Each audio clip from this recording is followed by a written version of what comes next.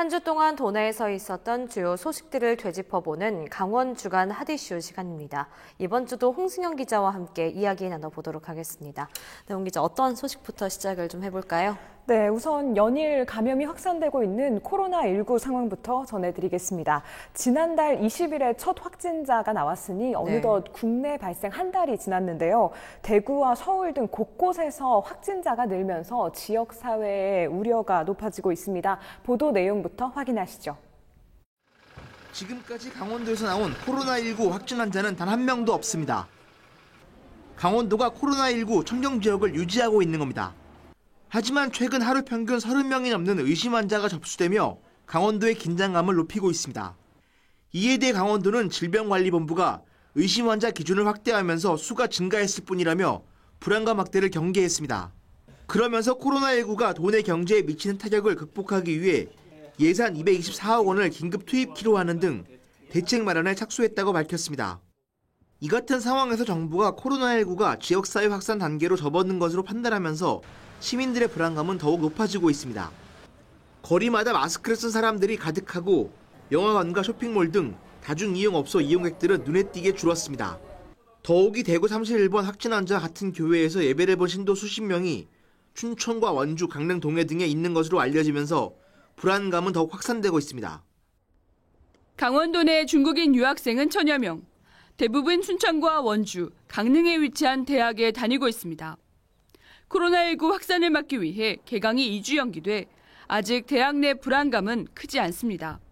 문제는 다음 달 개강을 하면 중국인 유학생이 대거 입국한다는 것입니다.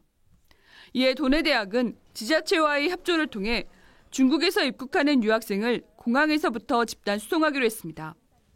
비말이나 접촉 전파 방식으로 감염되는 만큼 외출이나 다른 사람과의 접촉을 자제하는 것이 중요하기 때문입니다. 강원도와 각 시군도 대학과 지역사회 감염을 막기 위한 공동 대응에 나섭니다.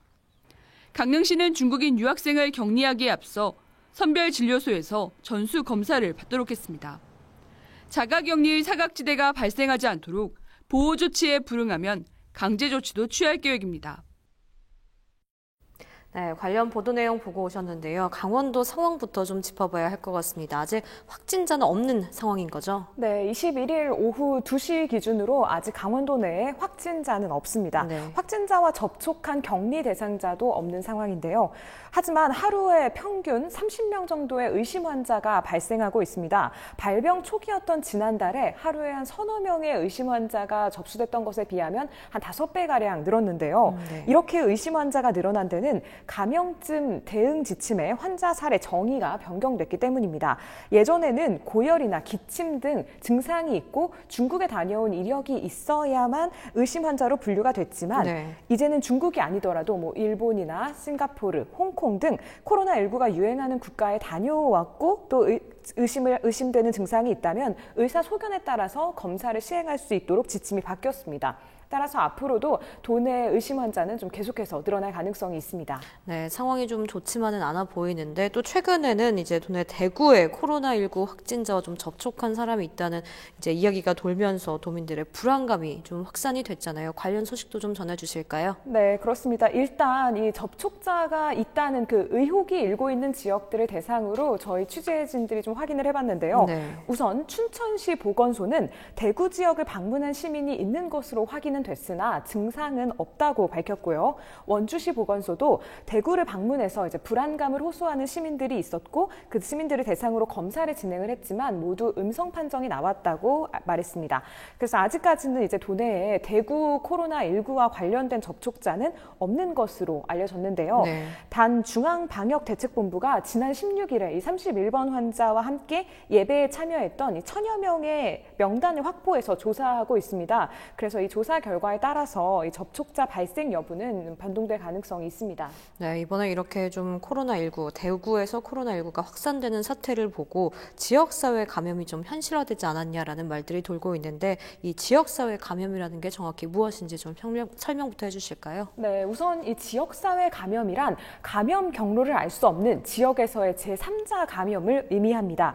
즉 바이러스가 유행하는 지역을 여행했거나 확진자와 접촉 여부와 무관하게 감염을 감염을 의심하는 상황이 도래했다는 건데요. 우리가 생각해보면 지금까지는 초기에 감염자를 특정하고 접촉한 사람들을 격리 조치하는 게 가능했었잖아요. 그런데 이렇게 지역사회 내에 감염이 일어나면 확산 방지 자체가 어려워지고 상황이 좀 장기화될 수밖에 없다는 것이죠. 네, 그렇다면 방역당국의 좀 대책은 어떻게 이루어져야 할까요? 네, 관련해서 이제 감염내과 전문의에게 자문했는데요. 한번 들어보시죠. 네. 일단은 병원을 보호하는 전략들을 해야 되니까 폐렴으로 입원하는 환자 선제 격리하고 검사 돌려보는 방법으로 병원 쪽으로 그렇게 가야 될 것 같고요. 그 다음에 이제 감기 걸린 환자에서도 다 가능할 수 있으니까 일단은 감기 환자들 외래 처음부터 오지 않도록 해서 가벼운 환자들은 좀 집에 쉬도록 하고 그 다음에 외래 환자 볼 수 있는 선별의료소만으로 외래 진료 감당이 불가능하니까 1, 2차 의료기관들도 줄여볼 수 있게끔 여러 가지 지원책을 마련해야 될 것 같습니다. 그러니까 이제 지금까지는 이제 외국에서 온 사람들만 관리했는데 이제는 이제 모든 증상 있는 사람들을 다 이제 잠재적으로 이제 코로나 바이러스 감염 가능성이 있으니까 이제 거기에 대비해서 또 약간 작전을 바꿔야죠. 네, 전문의에게 이야기를 좀 들어봤는데 그렇다면 시민들의 대처는 좀 어떻게 좀 변화가 이루어져야 한다고 보십니까? 네, 사실 전문가들은 시민들의 행동 수칙에는 큰 변화가 없을 것이라고 좀 입을 모았습니다. 네. 우리가 이제 흔히 생각하는 손 잘 씻고 마스크 끼고 이런 기본적인 위생이 무엇보다도 가장 중요합니다. 기본적으로는 바이러스이기 때문에 사실상 감기 조심하는 것과 똑같다고 생각하시면 될 텐데요. 단 가벼운 감기 증상이 있는 시민이 바로 선별 진료소를 찾을 경우에 이제 적절한 진료 자체가 어려울 수도 있고 또 교차 감염 가능성이 있기 때문에 사전에 1339 또는 지역 보건소와 연락을 하셔서 안내에 따라 이제 따르는 것이 좀 권고가 되고요. 시민들이 과도한 불안감을 갖기보다는 차분하게 좀 해오셨던 대로 대응하는 자세가 필요해 보입니다. 네, 또 도내 상황을 좀 살펴봐야 할 것 같은데 이제 12번 확진자가 다녀갔던 강릉시는 다시 좀 활기를 되찾고 있다면서요? 네, 그렇습니다. 지난달 12번째 확진자가 다녀간 이후에 강릉 사회는 말 그대로 발칵 뒤집혔는데요. 네. 이제 조금 활력을 되찾고 있다고 합니다. 내용부터 보시죠. 강릉의 필수 관광 코스인 강릉 중앙시장입니다. 관광객들과 장을 보러 나온 시민들로 활기가 가득합니다. 코로나19 확진자가 강릉을 다녀갔다는 소식이 전해진 2주 전과 비교하면 달라진 모습이 뚜렷합니다. KTX를 이용해 강릉을 찾은 관광객들도 코로나19 사태가 발생하기 이전의 모습을 되찾고 있습니다. 지난 8일과 9일 KTX 강릉선을 이용한 승객은 모두 3,500여 명에 그쳤습니다.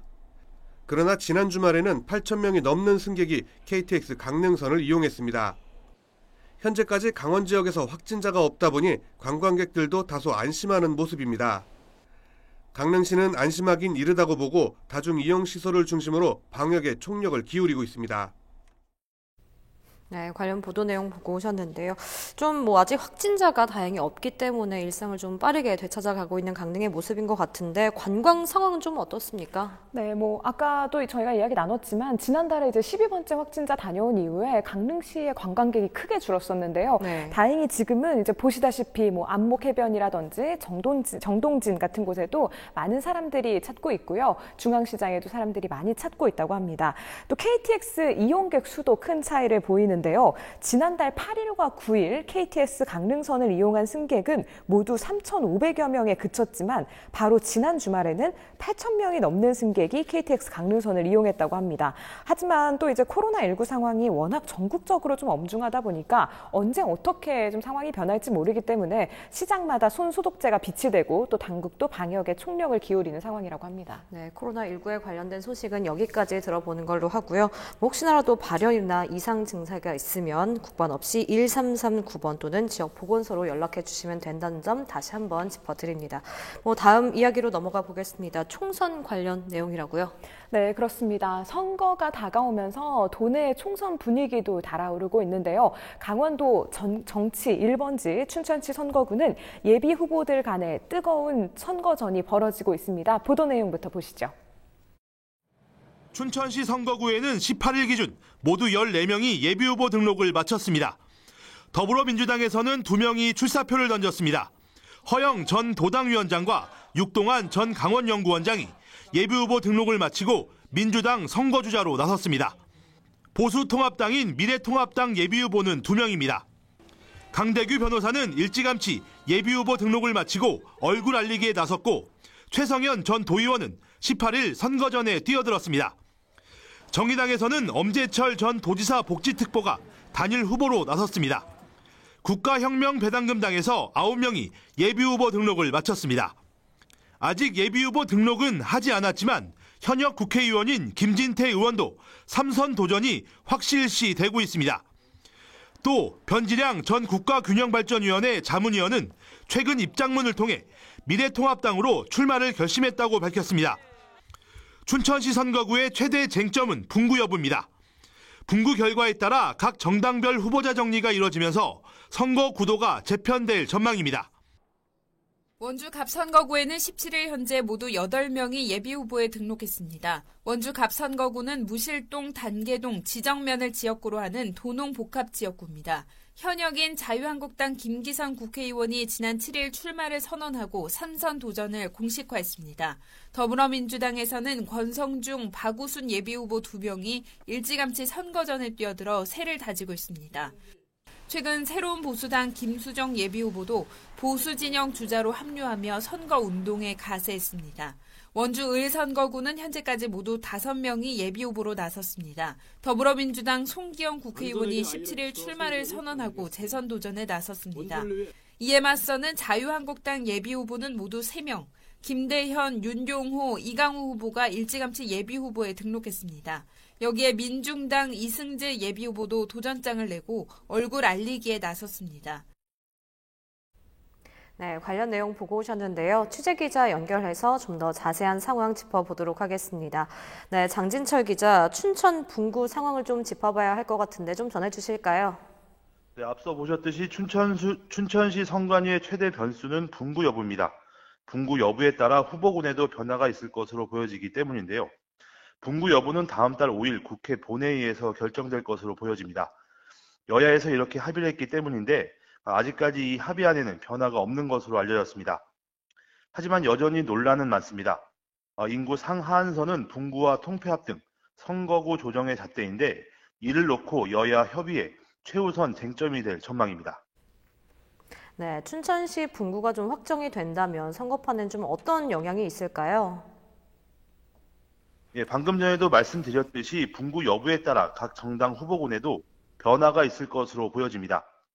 우선 민주당은 현재까지 춘천시 지역구를 경선 지역에 포함하지 않았습니다. 분구 여부가 결정된 이후에 경선을 할지 전략 공천을 할지 결정하겠다는 겁니다. 또 미래통합당은 분구가 되지 않을 경우 현역 의원인 김진태 국회의원으로 단일화하기로 결정했습니다. 만약 분구가 되면 또 다른 선거판이 짜여질 전망입니다. 분구가 되면 새로운 선거구가 생기게 되는 건데 이렇게 되면 출마를 위한 공직자 사퇴 기간이 적용받지 않아 제3의 인물이 나타날 가능성도 있습니다. 이뿐만이 아닙니다. 선거구가 동서로 나눠질지 아니면 남북으로 나눠질지에도 후보자들의 관심이 집중되고 있습니다. 어떻게 선거구가 나눠지느냐에 따라 후보자들의 셈법이 달라지기 때문입니다. 네, 끝으로 강원도 전체 선거 현황 좀 정리를 해주시죠. 우선 보수진영 정당의 통합에 따라 후보자들의 당내 경쟁은 더욱 치열해졌습니다. 기존 자유한국당 후보에 새 보수당 후보자들이 더해졌는데 복수 후보가 공천을 신청한 선거구는 경선이 불가피한데 통합당은 경선 룰을 어떻게 정할지도 고민입니다.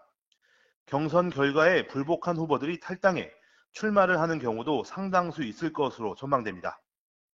여기에 갇힌 국민의당 창당도 총선 구도에 또 하나의 변수로 작용할 전망입니다.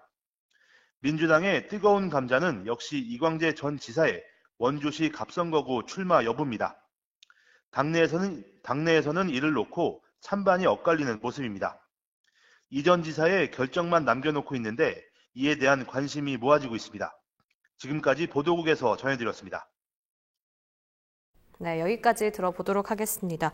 홍수연 기자, 선거구 문제는 좀 어떻게 진행이 돼가고 있나요? 네, 우선 이 후보자들의 가장 큰 고민이라고 할 수 있는 이 선거의 기본인 선거구가 지금 획정이 되지 않았는데요. 네. 강원도의 경우에 앞서 지켜보셨듯이 이제 춘천시 분구 여부와 속초, 고성, 양양, 선거구 통폐합 여부가 가장 큰 관심사입니다. 선관위 산하의 선거구 획정위원회는 오는 24일까지 국회에서 선거구 획정 기준을 마련해달라고 요청한 상황인데요. 과연 선거구가 확정될 수 있을지는 좀 관심이 쏠리고 있는 상황입니다. 네, 또 이번에 선거에서 크게 달라지는 점이 이번 선거부터는 만 18세인 청소년도 투표가 좀 가능해졌죠. 네, 그렇습니다. 이번 선거의 가장 큰 변화이자 변수는 처음으로 투표권을 갖게 된 만 18세 고교생 유권자가 아닐까 싶은데요. 2002년 4월 16일 이전 출생자로 도내에서는 특수학교를 포함해서 고교생 5천여 명이 해당할 것으로 이제 추산이 되고 있습니다. 네. 강원도 교육청은 정치 참여를 금지한 고교의 생활 규칙을 개정하고 또 3월 새학기부터는 교사뿐 아니라 학생까지 모든 희망자를 대상으로 선거 연수를 추진한다고 합니다. 처음으로 투표권을 갖게 된 이 학생 유권자의 혼란을 막고 이제 선거법 위반 등의 이제 불이익을 받지 않도록 철저한 대비가 좀 필요해 보입니다. 네, 선거와 관련된 이야기는 여기까지 나눠보도록 하고요. 다음 소식 전해주실까요? 네, 삼척 해양 레일바이크 선로 지반이 무너진 데 이어 강릉에서는 도깨비 촬영장으로 유명한 영진해변의 모래사장이 사라졌습니다. 보도 내용부터 보시고 이야기 나눠보시죠. 삼척시 근덕면 원평해변, 강철로 된 선로가 휘어져 있습니다. 철길을 지탱하는 침목은 공중에 떠 있습니다. 삼척 해양 레일바이크 지반이 유실된 건 지난 17일. 삼척 해양 레일바이크 5.4km 구간 중 100m가량 되는 선로의 지반이 사라진 겁니다. 다행히 사전 노반 점검을 벌이던 중 지반 유실이 발견돼 인명피해는 없었습니다. 문제는 너울성 파도에 의한 사고가 반복되고 있다는 점입니다. 이번에 유실된 구간은 지난 6일에도 너울성 파도로 피해가 발생해 당시 레일바이크의 운행이 3일간 중단된 바 있습니다. 전문가들은 해안가에 설치된 구조물이 반복되는 사고 원인이라고 이야기합니다. 특히 원평해변 인근에 설치된 돌재가 지반 유실의 원인으로 지목되고 있는 겁니다. 삼척시는 이달 말까지 예약본을 모두 취소하고 복구에 나설 계획이지만 너울성 파도가 이어질 경우 복구에는 상당 시간이 소요될 것으로 전망되고 있습니다. 네, 관련 영상 보고 오셨는데요. 취재기자 연결해서 좀 더 자세한 상황 알아보도록 하겠습니다. 네, 박건상 기자, 현재 상황은 좀 어느 정도인가요? 먼저 삼척 해양 레일바이크 상황부터 설명드리면요. 지난 17일이었습니다. 동해상에는 지난 16일부터 풍랑 경보가 발효됐는데요. 이로 인해 삼척시 근덕면 원평해변을 지나는 해양 레일바이크 선로를 지탱하는 지반이 유실된 겁니다. 삼척 해양 레일바이크는 전체 5.4km 구간을 운행하게 되는데 이 가운데 약 100m가 넘는 구간의 지반이 유실된 겁니다.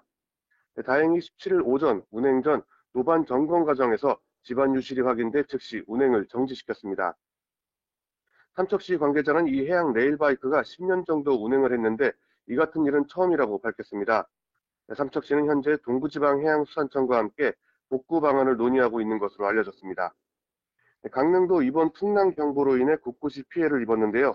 가장 심한 곳이 바로 영진해변에 있는 드라마 도깨비 촬영지 인근이었습니다.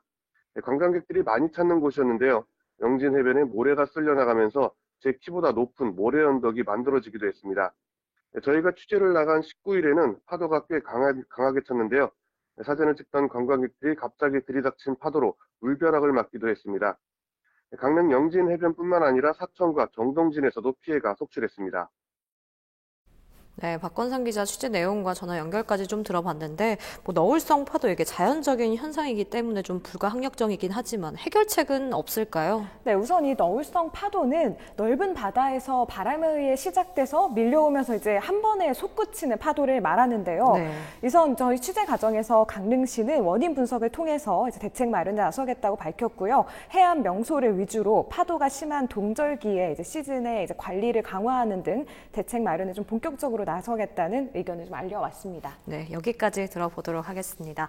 한 주 동안 도내에서 있었던 주요 소식들을 되짚어보는 강원 주간 핫이슈 시간, 이번 주도 홍수연 기자와 함께 이야기 나눠봤습니다. 오늘 말씀 감사합니다.